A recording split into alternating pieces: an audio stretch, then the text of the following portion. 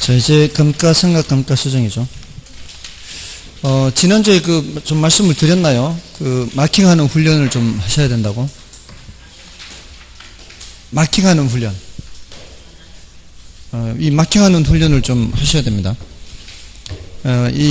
자신이 갖고 있는 실력이 문제지에서는 60점이 넘었는데 답안지에는 60점이 안 넘을 수가 있죠. 이게 또 돼야 돼요. 근데 이제 이런 경우가 많기 때문에 이걸 좀 주의를 할 필요가 있다는 거죠. 일단 이것도 다 경험이잖아요. 제일 먼저 이렇게 시험을 칠 때 먼저 답안지를 먼저 이렇게 주거든요. 답안지를 먼저 받으면은 여러분들이 수험번호 쓰고 수험번호에 마킹을 해야 되죠.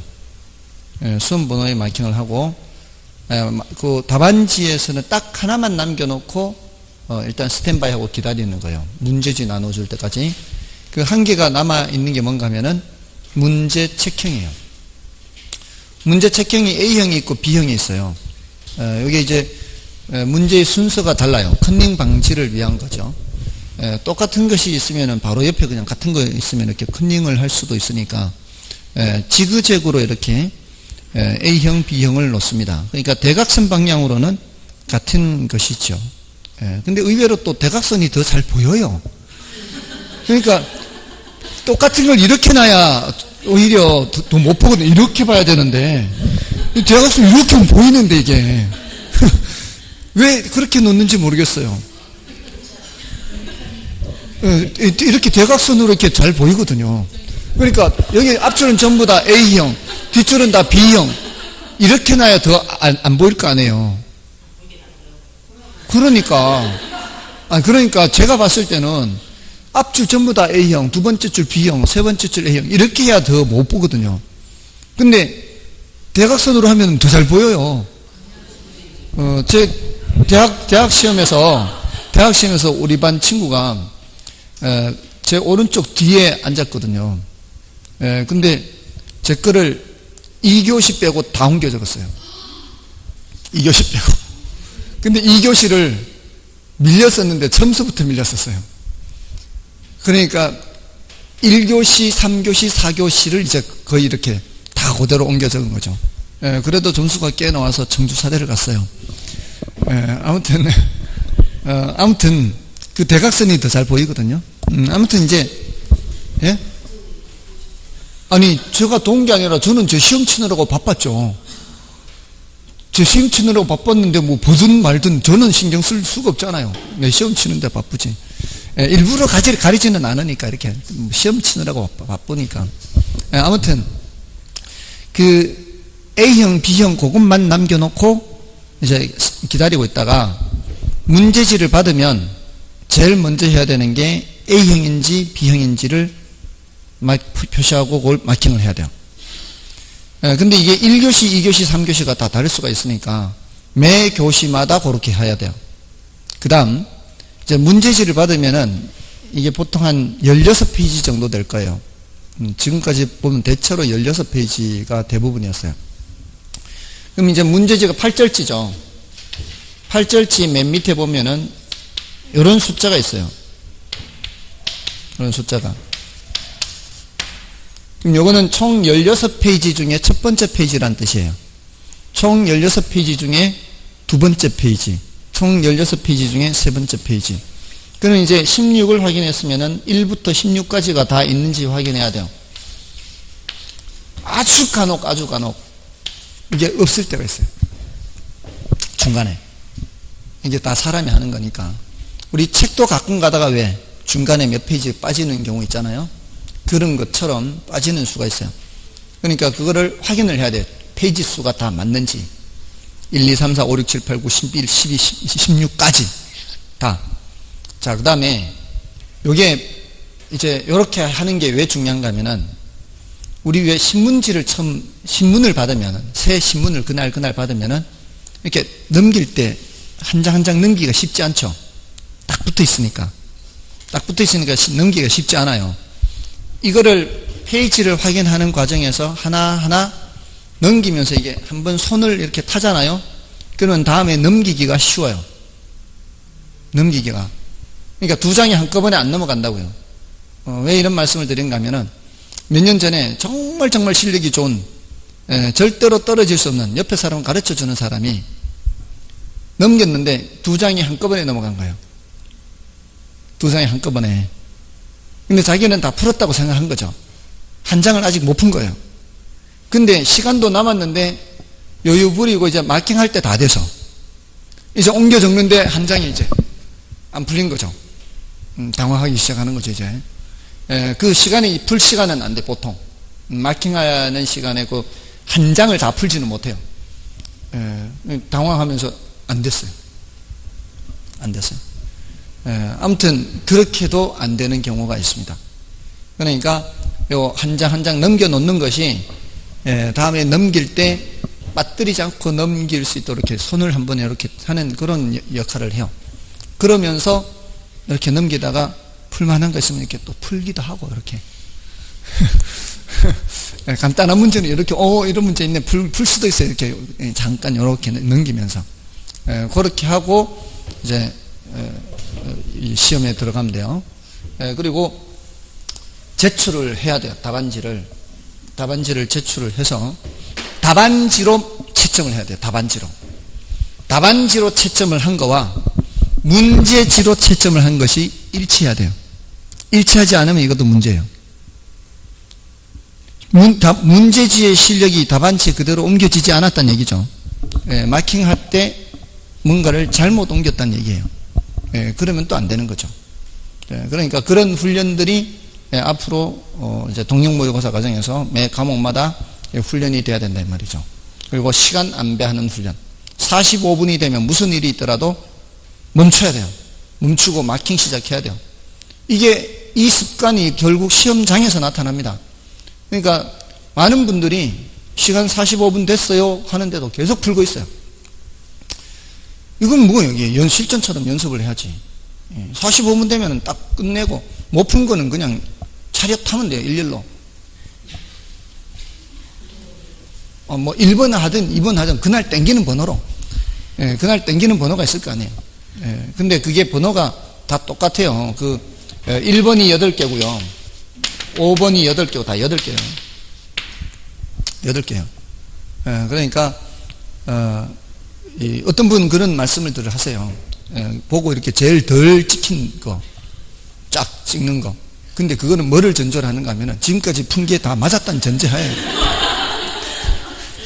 지금까지 푸는 게 다 틀리면 이것도 다 틀린 거죠, 이제.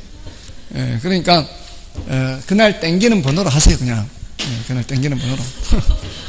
그 생각하는 것도 시간이에요. 생각하는 것도 시간이기 때문에 모르는 거는 물론 둘 중에 찍고 셋 중에 찍는 거는 그건 둘 중에 셋 중에 찍어야죠. 그거는 할 수 없어요. 둘 중에 찍는 거, 셋 중에 찍는 거는 제일 익숙한 표현이 있는 걸 찍으세요. 찍을 때는. 모르는 말이 나오면은 찍지 말고요. 그게 확률이 더 높아요. 왜냐하면 처음 보는 거는 그는 정답 지문이 아닐 가능성이 많아요. 지금까지 경험상. 근데 5개 다 처음 보는 거다. 이런 거는 그 문제 자체가 난이도가 높거나 이거는 합격할 수 있는 내공이 아직 안 돼 있는 거예요. 합격할 수 있는 실력이 돼 있는 분들은, 합격할 수 있는 60점 가까이 돼 있는 분들은 이거 처음 보는 거네 라고 한다면, 평소에 모의고사 보면 알잖아요. 그런 지금까지는 뭐 어느 정도는 내가 점수가 좀 나왔는 사람이라면, 그러면은 처음 보는 게 나오면은 가능한 한 그거는 지뢰라고 생각하면 돼요. 반드시 그런 건 아니에요. 반드시 그런 건 아닌데 대체로 그렇습니다. 대체로 처음 나오는 거는 그는 정답 지문이 아니에요. 아시겠죠? 그렇게 찍으면 돼요. 찍을 때는. 찍는 요령까지 다 말씀드렸어요. 자, 이제 5번 감가상각 감가수정 보겠습니다. 감가상각과 감가수정에 대하여 설명한 것이다. 옳은 것은, 자, 여기 이제 조금 전에 재조달 원가에 대해서 세개했는데 감가수정액과 관련해서도 3가지죠. 첫 번째, 감가요인이라는 게 있고요. 감가요인은 물기경 하는 거죠. 물리적 감가, 기능적 감가, 경제적 감가. 예외적으로 법률적 감가가 있는데, 이거는 이제 예외적인 것이니까요. 이 법률적 감가는 예를 들어 이런 거예요. 뭐, 옥탑이 이제 불법 건축물이에요. 불법 건축물의 경우에는 건축법에서 공부하시죠. 이행 강제금이 날아가죠. 1년에 한 번씩 가죠. 그러면 그 철거할 때까지 계속 이행 강제금 내야 돼요. 그러면은 그 철거비를 들여서 철거를 할 건가 아니면 계속 이행 강제금을 낼 건가 득실을 따져봐야 되겠죠. 그래서 그 자금적으로 부담을 해야 될 거 아니에요. 앞으로 철거할 때까지 매년 30만 원씩 해서 앞으로 10년 후에 철거할 것 같으면 300만 원 발생하는데 철거비가 200만 원이라면 200만 원 들여서 철거를 하는 게 낫겠죠. 자, 그런데 그런 건물을 사려는 사람 입장에서는 그런 게 없는 것보다는 200만 원을 돈을 덜 줘야 될 거 아니에요. 그 발생할 걸, 철거비 발생할 걸 감안을 하면은 그런 것들을 법률적 감가라 그래요. 참고로 알고 있으면 되는 거고요. 물리적 감가, 기능적 감가, 경제적 감가 해서 외부 요인에 의한 감가가 뭐고요? 경제적 감가죠. 부동산의 외부 요인. 그래서 인근 환경하고 어울리지 않는다거나 또 인근적이 쇠퇴한다거나 시장성이 떨어지는 거예요. 사람들이 선호하지 않아요. 건물은 멀쩡한데 사람들이 선호하지 않는 그런 이제 형태가 되어버린 거죠. 시장성이 감퇴되는 거. 그런 것들은 경제적 감가예요. 근데 기능적 감가는 요거는 내부 요인이죠. 물리적 감가하고. 근데 물리적 감가는 파손되고 마모되고 노후화되고 빛에 바래고 이런 것들이 물리적 감가죠. 기능적 감가는 내부적인 요인 중에서 설계가 불량하거나 설비가 부족하거나 너무 많거나 또는 형식의 구식화. 조심해야 되는 것은 건물과 부지의 부적합이에요. 건물과 부지 간의 관계는 부동산 내부라 그랬어요. 요거 구별하는 겁니다. 그래서 물기경 구별하는 거 하고요. 두 번째 감가 수정과 감가 상각 구별하는 거죠. 감가 수정은 감정평가에서 쓰는 표현이고 감가 상각은 기업회계에서 쓰는 표현이죠. 요거는 경제적 가치를 판정하는 것이고 요거는 비용 배분, 원가를 배분하기 위해서 쓰는 거죠. 감가 수정은 재조달 원가를 기초로 하잖아요. 적재감, 아까 적산가액은 재조달 원가에서 빼잖아요. 근데 요거는 취득 원가에서 빼거든요. 빼기 할 때. 그래서 취득 원가를 기초로 한다. 재조달 원가를 기초로 한다. 그리고 감가 수정은 뭔가가 적용이 잘 돼요. 경제적 감가 적용되고요. 관찰 감가 적용되고요. 토지에도 적용이 되는 경우가 있죠. 근데 여기서는 관찰 감가, 경제적 감가 적용이 안 되고 토지에 적용 안 됩니다. 그 다음에 감가 수정은 경제적 내용 연수가 중시되는데 감가 상각에서는 법정 내용 연수가 중시되죠. 자, 요 내용 하고요. 그 다음에 감가 수정 방법이죠. 이 세 번째가 여기 이제 제일 분량도 많고 자주 출제되는 거죠. 감가 수정 방법에는 일단 내용연수법의 정액법, 정률법, 상환기금법 이게 중요하죠. 이게 다 내용연수법이라는 거죠. 내용연수법. 요거 말고도 더 있죠. 내용연수법 말고도 관찰감가 방금 여기서 얘기했잖아요. 여기서 관찰감가법 등 다양하게 있잖아요. 그 중에 분해법이라든가 시장추출법도 있다 그랬죠. 자, 이 시장추출법은 시장에서 추출하는데 이 소리가요. 매매 사례로부터 찾는다는 얘기예요. 감가되는 금액을. 여러분들 한번 상식적으로 생각해 보세요. 지은 지 오래된 건물이 거래되는 가격하고요. 다른 조건은 똑같다고 쳐보세요. 지은 지 얼마 안 된 건물이 거래되는 금액하고요. 거래되는 금액이 지은 지 오래되면 오래될수록 거래되는 금액은 낮아지겠죠. 그걸 조사를 하는 거예요. 그러니까 사례를 많이 조사해야 돼요.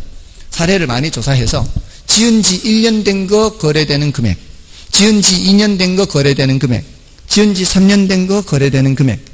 자, 요게 얼마씩 떨어지는지 평균적으로 보는 거죠.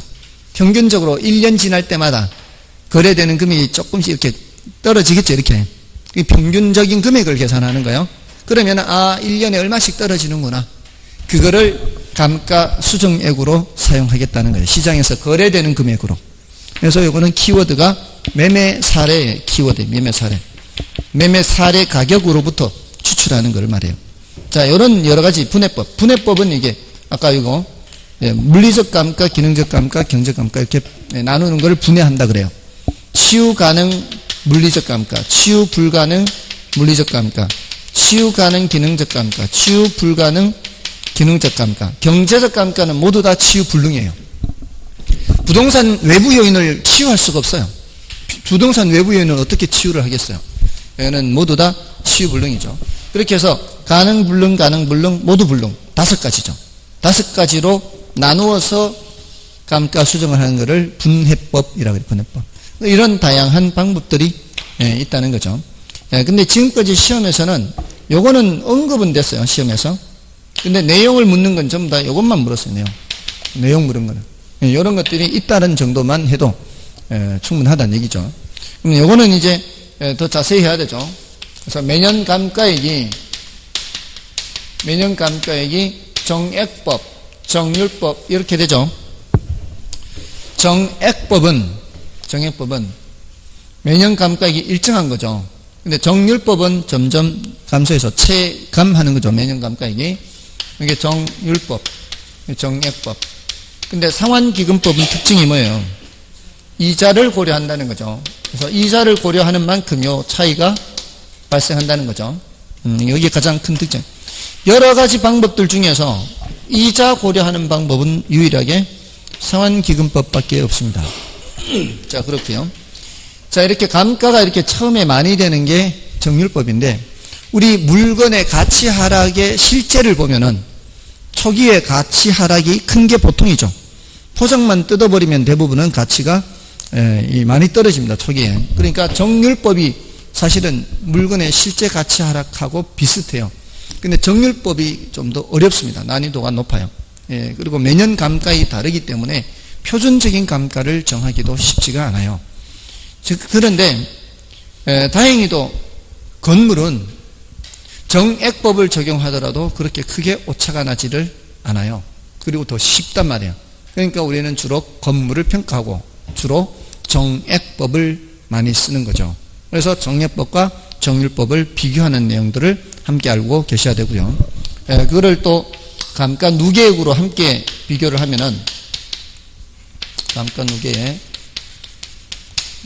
누계액 이렇게 직선으로 올라가는 건 누구예요? 정액법이잖아요.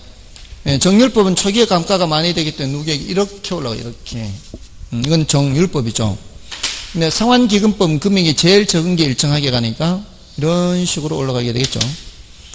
자, 그럼 감가 누계액이 제일 많은 게 누구예요? 정율법이 계속 제일 많죠. 누계액이 제일 많다는 얘기는 빼는 금액이 제일 많다는 얘기예요. 빼는 금액이 제일 많으면 평가액은 제일 낮게 됩니다. 평가액이. 그게 바로 정률법이죠. 그러니까 감가 실제하고 비슷한 거죠. 근데 다행히도 건물이나 구축물 같은 경우에는 정액법을 적용해도 큰 문제가 없다는 거죠. 옵차가 크지가 않다는 거죠. 그래서 동산, 그중에서 기계류, 특히 기계류 같은 거는 정율법을 적용하는 거죠. 이 상환기금법은 이자를 고려하는 만큼 감가가 덜 되기 때문에 평가액이 제일 높게 나와요. 제일 적게 빼는 거예요, 지금. 그러니까 평가액이 과대평가될 우려가 있는 것은 상환기금법, 과대평가, 너무 높게 평가될 우려가 있는 이 방법은 상환기금법. 자, 그렇게, 자, 이 감가 수정에 대한 이론 정리예요. 자, 이렇게 이제, 주제별로 이렇게 정리를 하시면 되죠. 1번에 보시겠습니다. 이제 옳은 것은 감가상각은 관찰감가법을 인정하는 데 반하여 감가수정은 이를 인정하지 않는다. 감가상각은 관찰감가 인정하나요? 하지 않잖아요.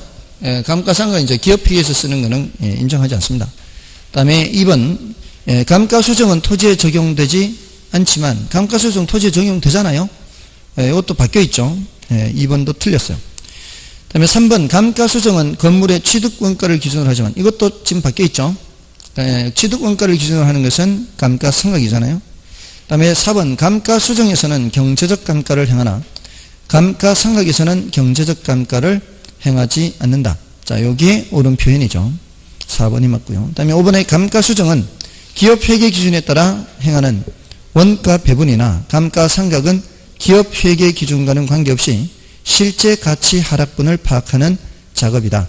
자, 요것도 바뀌어 있죠. 그래서 정답 4번이고요. 다음에 6번 내용연수에 대한 것은 뭐 여러분이 보시대요.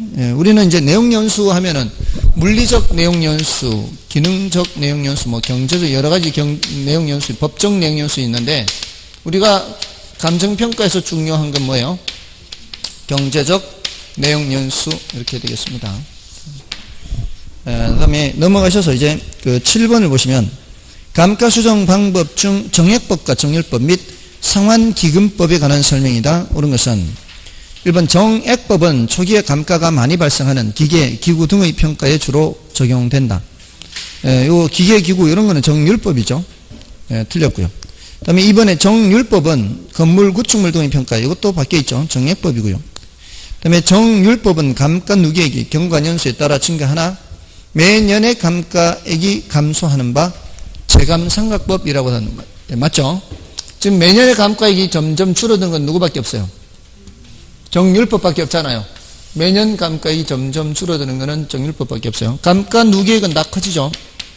이것도 커지는 거고 이것도 커지잖아요. 감가 누계액은. 감가 누계액은 다 커지는 거예요. 근데 매년 감가액이 줄어드는 것은 정률법밖에 없고요. 그래서 3번 맞고 4번의 상환기금법은 매년 감가액을 적게 하는 대신 그 감가액에 대한 이자 발생을 전제로 하므로 대상 물건을 과소평가할 우려가 있다. 과대평가할 우려가 있는 거죠. 그래서 틀렸고요. 다음에 정액법은 계산이 복잡한 단점이 있는 반면 경제적 실제에 부합하는 장점이 있다. 요것도 바뀌어 있죠. 이 정률법에 대한 설명이에요. 지금 정률법이 계산이 복잡한 단점이 있는 반면에 경제적 실제에 부합하는 장점이 있는 거죠. 이게 그래서 정답은 3번이었고요. 다음에 8번은 이제 관찰감가법인데요. 이제 여기에 대한 내용을 묻는 거잖아요. 그런 것들은 여러분들이 참고로 봐주시면 돼요.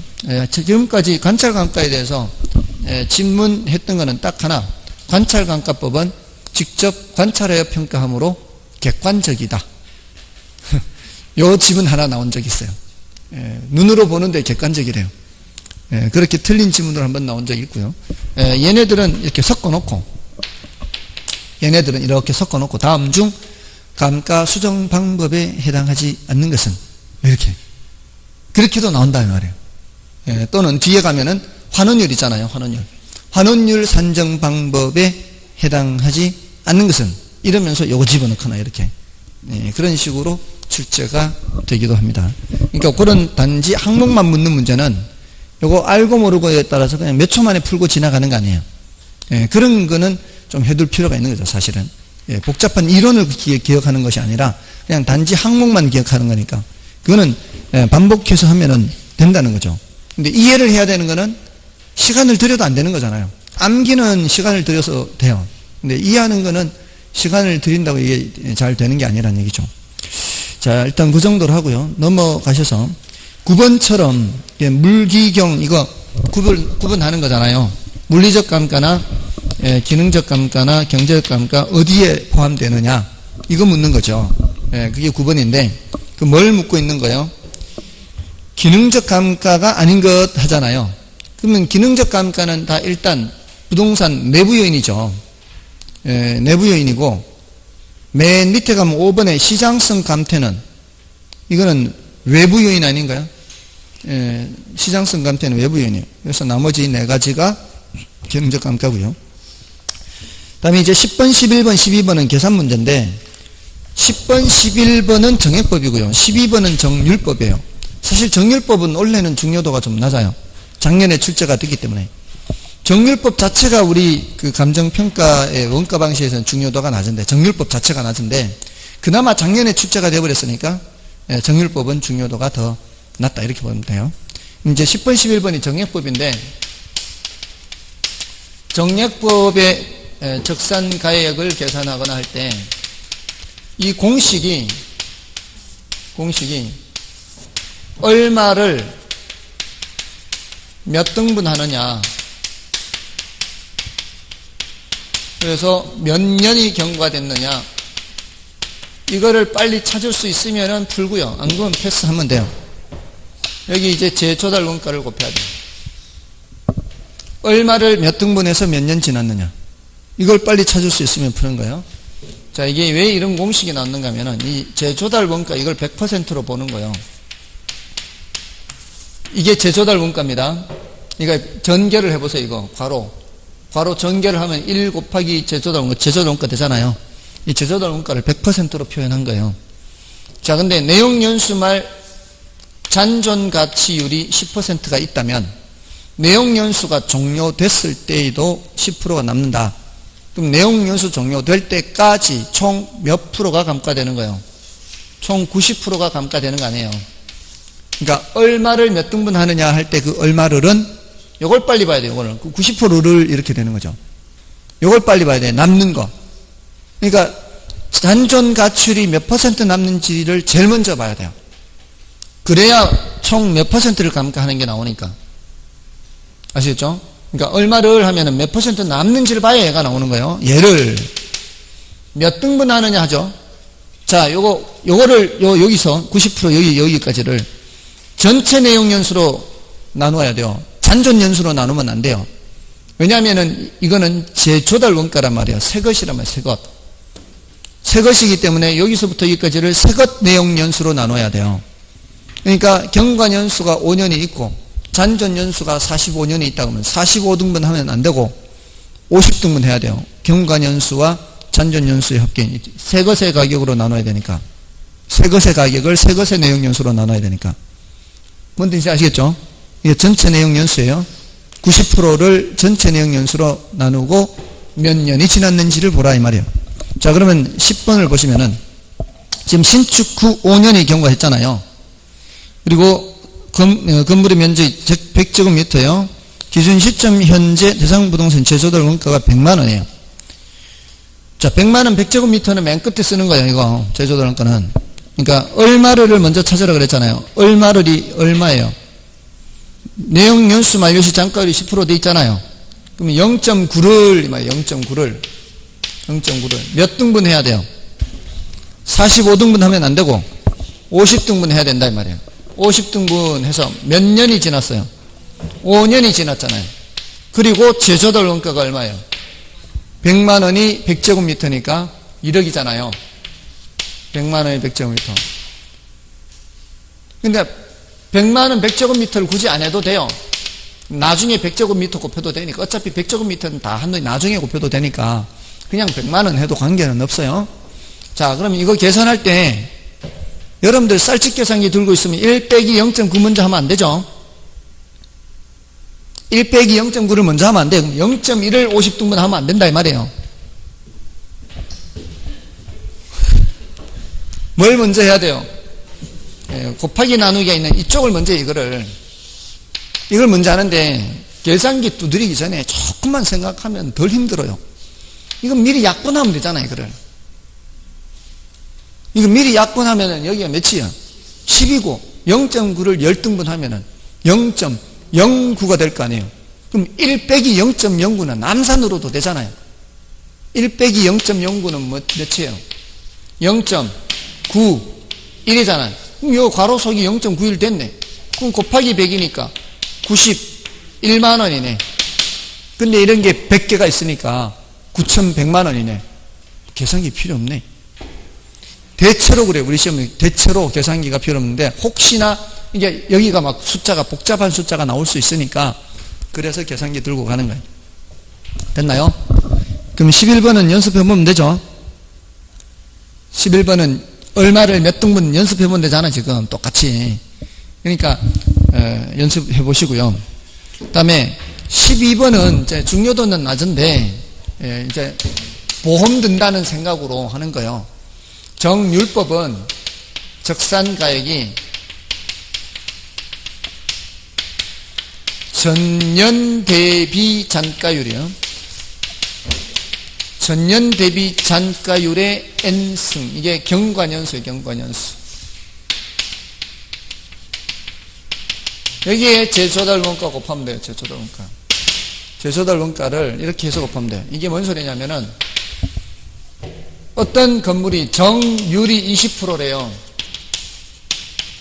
정률 20%의 뜻이 뭘까요? 매년 20%씩 감가가 된다는 얘기예요. 그러면은 전년에 비해서 몇 프로 남나요? 하면은 몇 프로 남아요? 80% 남잖아요.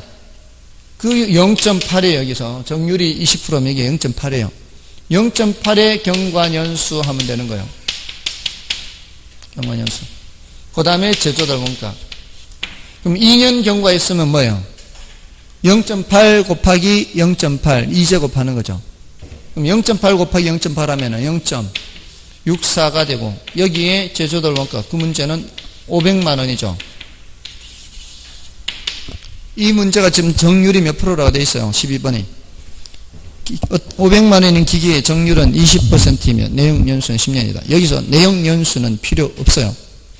정률을 알려줬으면 정률만 있으면 돼요. 내용연수만 알려시 잔존가격이 50만 원 이거 필요 없어요. 정률법은 정률만 있으면 끝나는 거예요. 문제에서 정률 알려주지 않을 가능성은 제로예요. 정률을 알려줍니다. 왜냐하면 주택관리사 시험에 회계원리 시험에서도 정률 알려줘요. 거기에서도 정률을 알려줄 정도면 여기서는 당연히 알려주는 우리 시험에서는 작년에 정률 알려줬어요. 작년에는 친절하게도 정률로 알려주지 않았고요. 전년 대비 장가율로 알려줬어요. 작년에는 전년 대비 장가율을 70%로 알려줬어요. 그리고 2년 경과한 걸 질문했어요. 그럼 어떻게 해요? 77이 49 제조달 원가는 1억이었거든요. 1억에 49% 4,900만 원이 작년에 정답이었어요. 근데 이 문제는 지금 제조달 원가 500이잖아요. 500 곱하기 0.64 하면 끝이에요. 88이 64, 0.64. 그러면 320만 원 이렇게 됐나요? 간단하죠? 알고 나면 간단해요. 다음에 이제 비교 방식입니다. 비교 방식. 자, 13번부터. 자, 결국은 이제 이론 정리, 제조달 원가의 세 가지. 뜻, 적정 원가 총액, 기준 시점 현재. 그 다음에 도급 방식 기준, 적정 이윤을 고려해라. 세 번째 종류, 복제 원가, 대체 원가. 오래된 건물, 새로 지은 건물. 물리적인 오래된 건물은 이제 대체 원가, 새로 지은 거는 복제 원가. 복제 원가는 물기경 다 해야 되고, 대체 원가는 기능적 감가를 하면은 안 되고, 뭐 그런 거잖아요.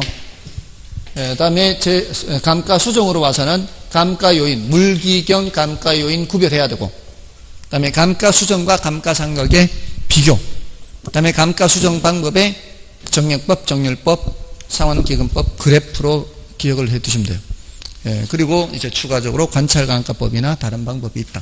그리고 계산 문제. 정액법 계산 문제는 얼마를 몇 등분해서 몇 년 지났느냐. 됐나요? 자, 그 다음에 이제 비교 방식이에요. 자, 비교 방식은 비준가액이죠, 비준가액. 자, 비준가액은 사례 가격에서부터 출발해서 아까 사시지계라 그랬죠. 사시지계. 그 다음에 이제 면적 비교라든가 기타 요인 비교가 있을 수 있죠. 이거 말고 공시지가 기준 가액 있죠. 공시지가. 이거는 뭐를 기준으로 해야 돼요? 표준지를 기준으로 해서 시지계 하죠. 시지계. 면적 요인 비교 없이 그냥 기타는 있을 수 있죠. 시지계. 이렇게 하는 거거나 또는 이제 비준 입력하고 하는 건데, 비준 입력은 이제 비준가액하고 똑같기 때문에 이제 여기에 대해서 사례 선택 기준이라든가 사정 보정치나 시점 수정치, 지역 요인 비교치 또는 개별 요인 비교치 이런 것들을 체크를 하면 되는 거죠. 됐습니까? 자, 그 이제 항목별로 정리를 하면 되는 거예요. 항목별로. 어떻게 보면은 굉장히 지금 많이 축소를 시킨 거예요. 공부할 분량을. 원래 이제 감정평가가 굉장히 할 게 많은데, 사실 이렇게 축소를 했는데도, 사실은 기출문제 이렇게, 분석을 해보면은, 그렇게까지 뭐 이론을 복잡하게 묻는다거나 하는 게 많이 출제되지 않았어요. 아주 단순하게 그냥 뜻을 묻는다거나, 굉장히 그 수준을 낮추어서 많이 출제를 해요. 그러니까 복잡한 이론이 나오더라도 그런 것은 좀 이렇게 패스하더라도요. 그냥 단어 뜻이라든가 공식 정도 이런 정도는 늘 출제될 수 있다라고 생각하고서 준비를 해두세요. 그는 어쩌면은 감정평가 6문제 중에서 오히려 4문제까지도 맞출 수도 있어요. 6문제 중에 오히려 쉽게 출제되니까 이론적으로 깊이 있는 거를 출제를 잘 안 하니까. 그렇습니다. 자, 이제 13번 문제를 풀면서 좀 더 살펴보겠습니다. 비교 방식 및 거래 사례 비교법에 대한 다음 설명 중 틀린 것은 1번의 거래 사례 비교법이란 대상 물건과 가치 형성 요인이 같거나 비슷한, 가치 형성 요인이 뭐예요? 일지계잖아요. 그 중에서도 여기 지계를 말하는 거예요. 지계. 일지계 중에서도 가치 형성 요인, 지역 요인이나 개별 요인이 같거나 비슷한 물건의 거래 사례와 비교하여 대상 물건의 현황에 맞게 사정, 보정, 시점 수정, 가치 형성 요인 비교 등의 과정을 거쳐 지금 사시, 지, 계를 얘기하는 거하고 똑같아요. 그래서 대상 물건의 가액을 산정하는 감정평가 방법을 말한다. 맞죠? 다음에 거래사례 비교법은 현실성이 있고 설득력이 풍부한 장점이 있다. 자, 이게 가장 큰 장점이라고 그랬어요. 거래사례 비교법의 가장 큰 장점이 요 놈이에요. 현실성이 있고 설득력이 풍부한 장점이 있습니다. 자, 근데 가장 큰 단점이 4번이에요. 4번. 장래 기대 편익의 현재 가치를 과거 사례 가격으로 판정하므로 이론적으로는 문제가 있는 방법이에요. 자, 여러분들 아까 이런 특히 수익성 부동산, 수익성 부동산이든 사실 그렇지 않든 그 부동산의 가치는 앞으로 얻을 수 있는 편익이 얼마나 되느냐가 문제예요.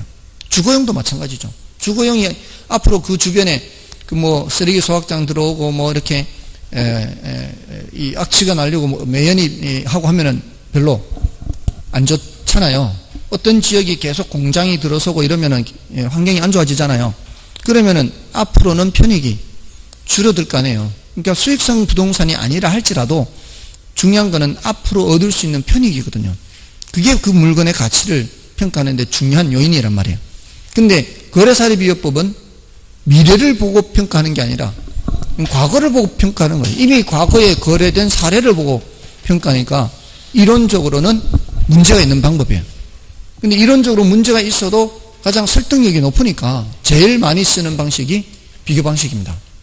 그러니까 2번, 4번은 꼭 기억을 해둬야 되는 거예요. 사실은 가장 큰 장점, 단점이니까. 다음에 3번은 지역 요인 및 개별 요인 비교에 있어서, 자, 요거 얘기하는 거죠. 뭐 지게. 지역 요인 및 개별 요인 비교에 있어서 종합적 비교법이 있고 뭐가 있어요? 종합적 비교법이 있고 평점법이 있죠.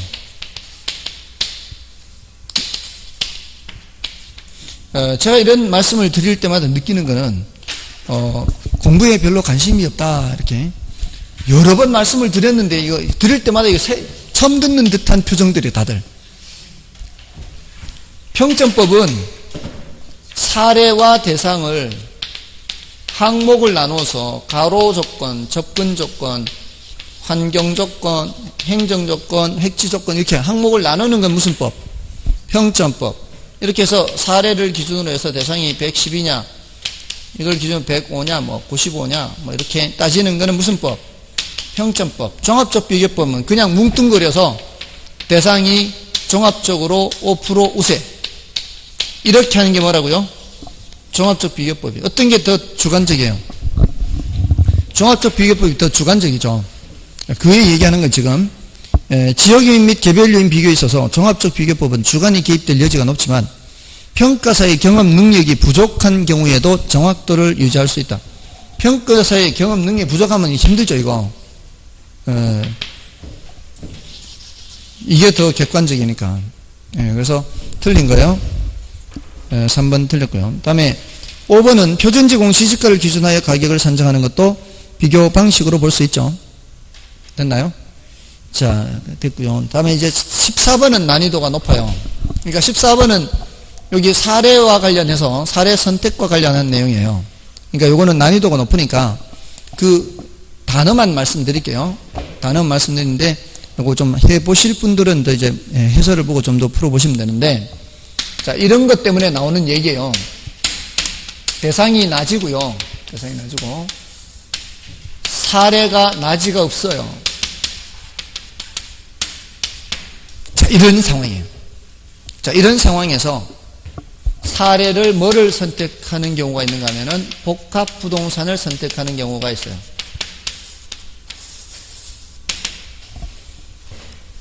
사례가 건부지인 경우가 있어요. 지금 대상이 어떤 상황인데?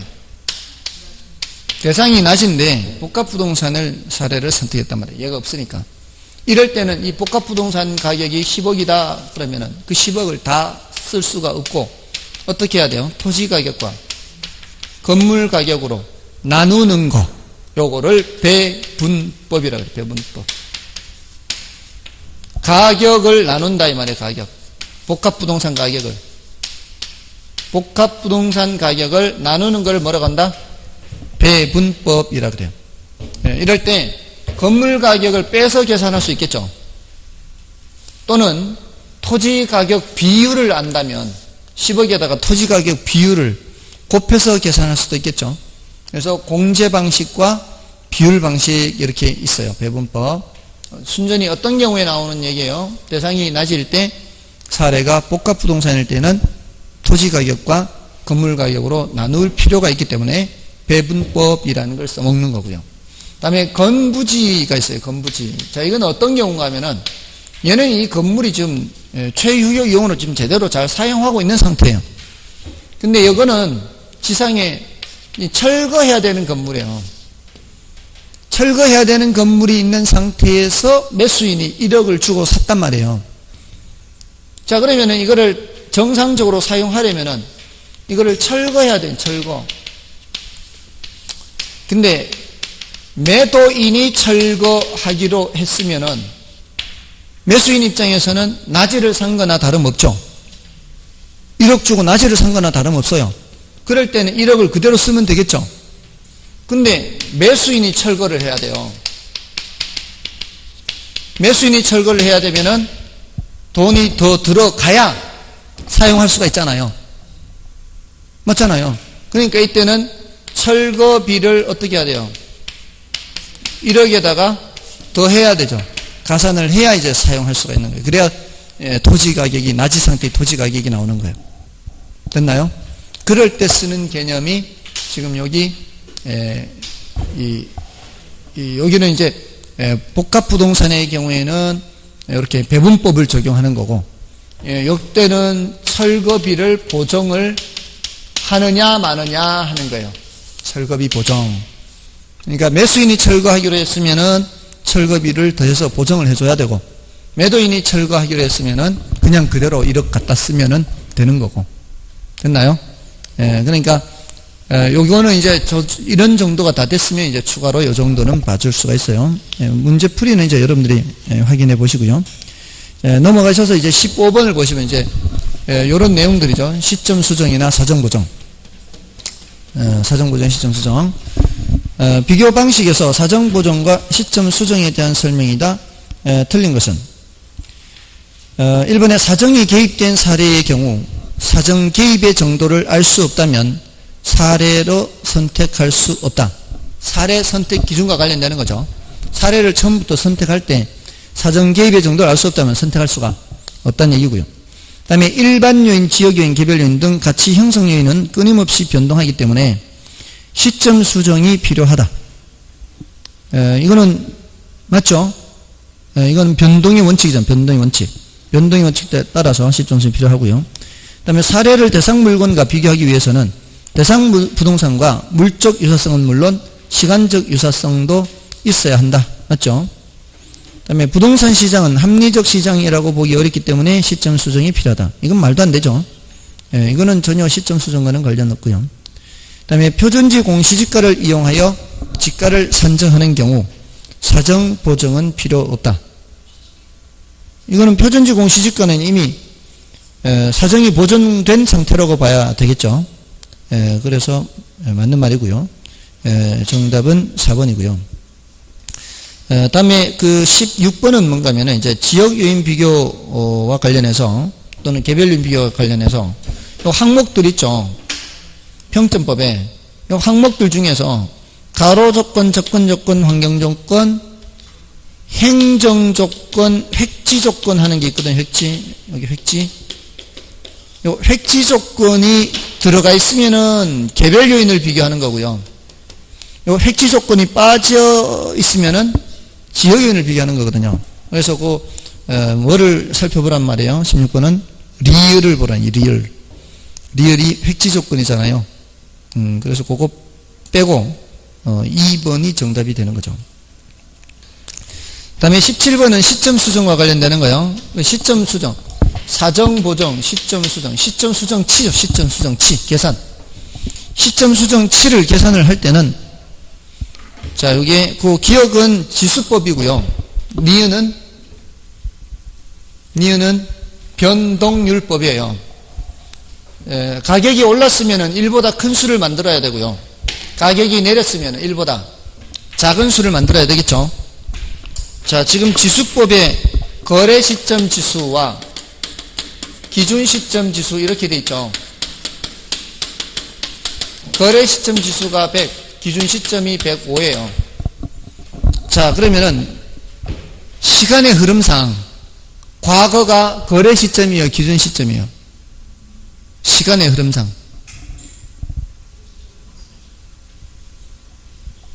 거래 시점이 과거예요, 기준 시점이 과거예요? 거래 시점이 과거예요. 거래 시점. 기준 시점은 감정평가의 기준이 되는 날짜잖아요. 기준 시점은 감정평가의 기준이 되는 날짜예요. 근데 이 비교 방식은 언제적 사례 가지고 평가한다 그랬어요? 지나간 과거의 사례 가지고 평가하는 거 아니에요. 지나간 과거의 사례 가지고 기준 시점에 평가하는 거 아니에요. 이게 시간의 흐름을 파악을 하시는 게 중요해요. 시간의 흐름. 항상 이게 과거예요. 그러면은 과거에서 현재로 오는 과정에서 숫자가 커진 거 아니에요.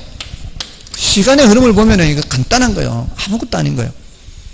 그러면 그동안에 가격이 올랐으면 1보다 큰 수로 만들어야 돼요? 작은 수로 만들어야 돼요? 1보다 큰 수로 만들어야 될 거 아니에요?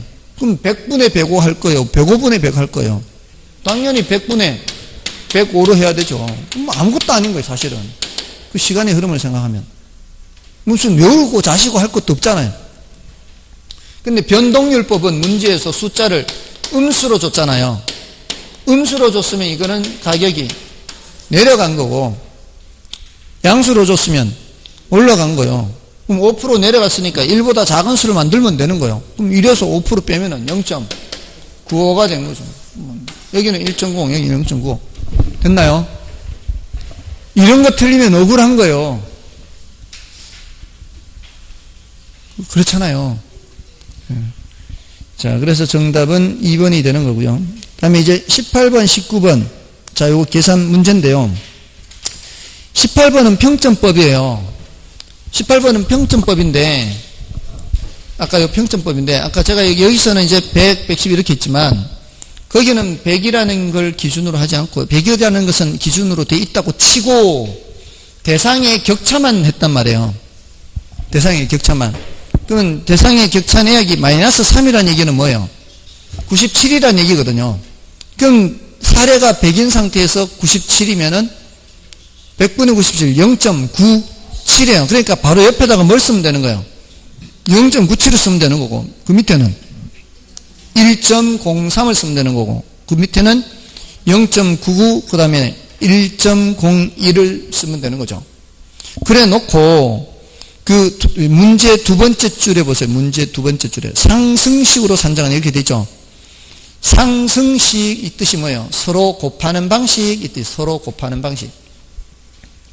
그럼 서로 곱하다. 그 1.03, 0.97, 1.01, 0.99, 이 네 개 숫자를 곱하라는 소리예요.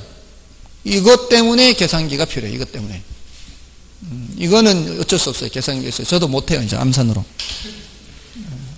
저도 암산으로 못해요. 그래서 2번이 정답이죠.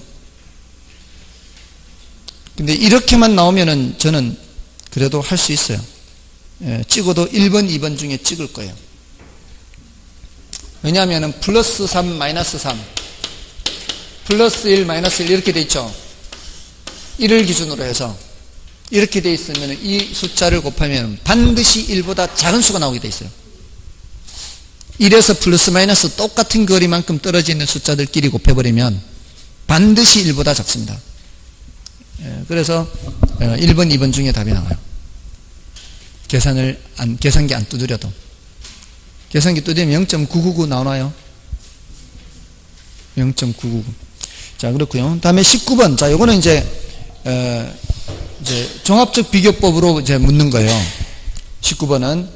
자, 그거 읽어서 풀어보겠습니다. 사례 부동산이 특별한 사정으로 10% 싸게 1억 원에 거래됐대요. 얼마에 거래됐다고요? 1억 원에 거래됐는데 특별히 싸게 거래됐대요. 그러면은 누가 싸게 거래됐어요? 사례가 10% 싸게 이렇게. 사정 보정치 해야 돼. 사정 보정치. 자, 모든 이런 보정치 원칙이 사례분의 대상이죠. 대상에 대한 언급이 없죠. 대상에 대한 언급이 없을 때는 얘를 100으로 잡으면 되는 거예요. 사례 숫자만 낮추면 돼요. 그럼 90분의 100. 이걸 여기다 넣으라는 얘기죠. 사정 90분의 100. 맞나요? 두 번째는 거래 시점의 지가지수가 100이고 기준 시점의 지가지수가 120이래요. 언제가 과거라고요? 거래 시점이 과거, 기준 시점이 현재. 정확하게 말하면 안 되죠. 그 현재라고 하면 안 되죠. 그러니까 기준 시점이 더 지난 시점이죠. 그러니까 100분의 120을 해야 된다 이 소리예요. 100분의 120. 다음에 세 번째, 동일 수구권 내 유사 지역이 인근 지역보다 10% 우세래요. 자, 이거는 유사 지역은 사례가 있는 지역이고요. 인근 지역은 대상이 있는 지역이에요. 누가 우세라고요? 유사 지역이 우세다 이 소리는 사례가 우세다 이 소리하고 똑같아요. 그럼 여기가 사례가 우세니까 110분의 100 이렇게 해야 돼요. 110. 사례가 10% 우세니까 유사 지역이 사례가 있는 지역이니까. 그 다음에 마지막 리얼 대상 부동산이 사례 부동산보다 개별적 요인이 10% 우세요. 누가 우세요? 대상이 우세요. 대상이. 그러면은 100분의 110이죠. 그러니까 이걸 미리 계산하려고 하지 마시고요. 다 써놓고 해야 돼요. 그럼 약분되는 게 있단 말이에요. 약분되는 게. 9분의 12는 3분의 4죠. 3분의 4는 1.3이에요. 약 1.33. 1.33이니까 1억 3,300이에요. 근사치로 계산하니까. 됐나요? 자, 이렇게 연습하시면 돼요. 자, 이제 20번 수익하는 법. 자, 이거는 좀 쉬고 하겠습니다.